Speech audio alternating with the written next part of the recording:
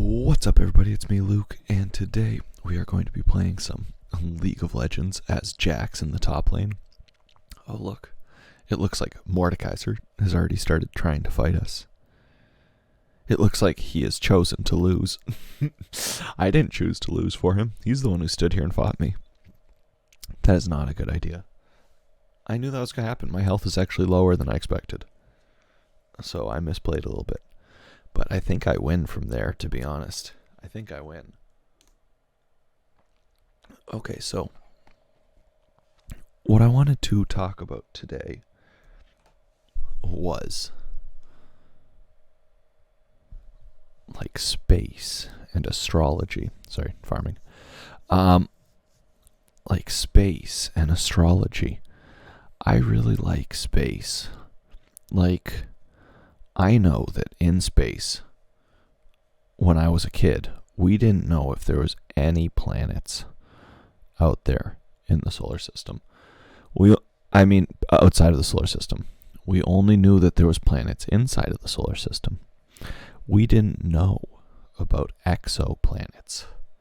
And Pluto was still a planet. I still call Pluto a planet. NASA can't control me. They can't tell me what's not a planet. When I was 5 years old, they told me Pluto is a planet.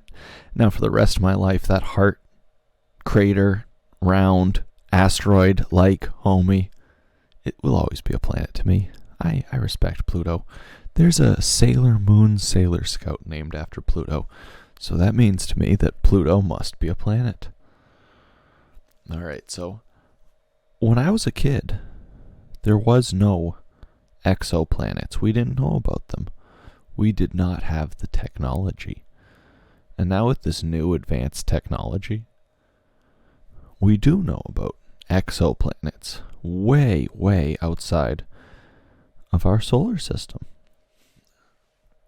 The way the solar system works is there's a magnetosphere, but magneto, because like X meant Magneto. You can pronounce it how you want, tomato, tomato. Magnetosphere. It's magnetosphere, but magnetosphere.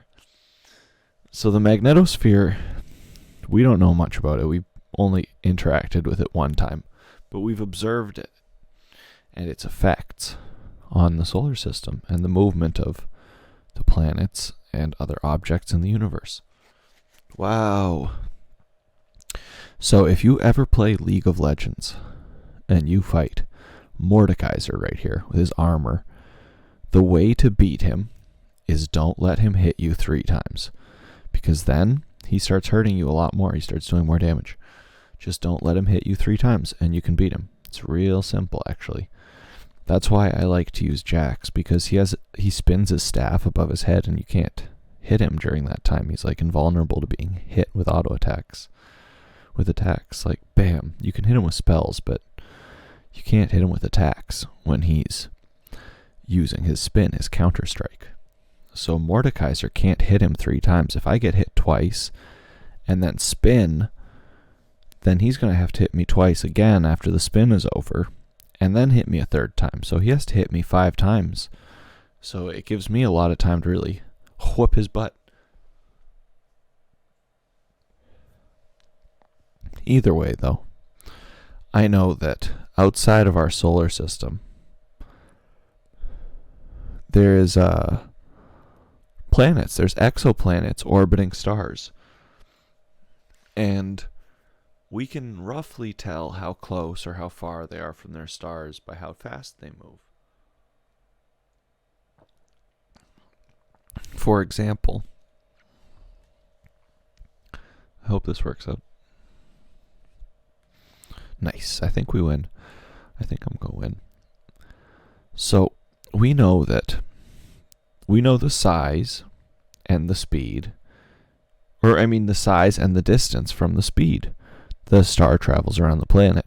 But we only know this based on estimation, based on the speed which stars travel in our own universe. We don't know if another universe, there's like a lot of friction for the planet to move, so it moves slower or we don't know what's going on. We don't know if there's liquid in another star's magnetosphere. We just don't know. We've never seen it. We don't know. I mean, it sounds nuts. Like, imagine the whole solar system filled with liquid, but we just don't know. There's like gas clouds. There's like all sorts of stuff. We're not like super well versed on the smaller scale things of the universe yet. We only see the stars from a distance in the faint light they gave off 10,000 years ago, which is not what's going on there today. So that means that a society could be invading us right now from space, and we just wouldn't see them develop because their star is 100,000 years away, and we're seeing what their society was like 100,000 years ago, but they can travel faster than the speed of light, so they can just come here and invade us. That could happen. But we know the size of stars based on the speed they travel around the star. And we also know the distance that way, because the larger a star is, the larger its blip will be. But the slower a star orbits, or the larger a planet. Sorry, I've been saying stars this whole time, haven't I? I really gotta correct myself. Sorry, sometimes you get lost in the train of thought. But planets, they orbit the star. And because they orbit the star, they have a certain speed based on how far away they are. So, like, Neptune takes like 80 years to circle the sun. I heard that somewhere. That might be an untrue fact. But I heard that somewhere, that Neptune takes roughly 80 years to circle the sun. That means an alien race would be able to tell how large Neptune was based on the size of the blip as it passes in front of the sun, and how slow it moves, if it's moving 80 years slow or faster. But I think this actually stops us from seeing really, really slow moving planets that move so slow our telescopes couldn't have possibly even seen them go more than a tiny bit. So I think we'll discover even more larger exoplanets as time goes on, because it has not been 80 years. So a planet like Neptune has not made a full rotation of a star in the cosmos, in the universe somewhere. I'm just confirm. So because those 80-year stars have not made a rotation, we can't fully tell if it's probably going to take 160 years of observation with the same telescope to know if there's certain exoplanets as far out as Neptune. And that's just ridiculous. That's a ridiculous amount of time. And then even then we might not know. But I know that we can also tell a star's position to the planet and the planet's position to the star based on how fast it moves. Because if a star moves quickly, then it's actually very close to the planet. And depending on the shape, if it's oblong or not, or whatever shape the star makes, we know kind of what shape whatever shape the planet makes cast in front of the star, we know kind of what shape the planet is. I think we're going to win. Like, I'm 90% sure that we're going to win here. Because I'm just doing so well, and my team is doing so... Oh, look, they surrendered. I thought so. I had a feeling. All right, thank you guys so much for coming by. And thank you guys so much for listening. And hit that subscribe button down below.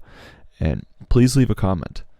Tell me if you have any theories about exoplanets or things happening in the cosmos.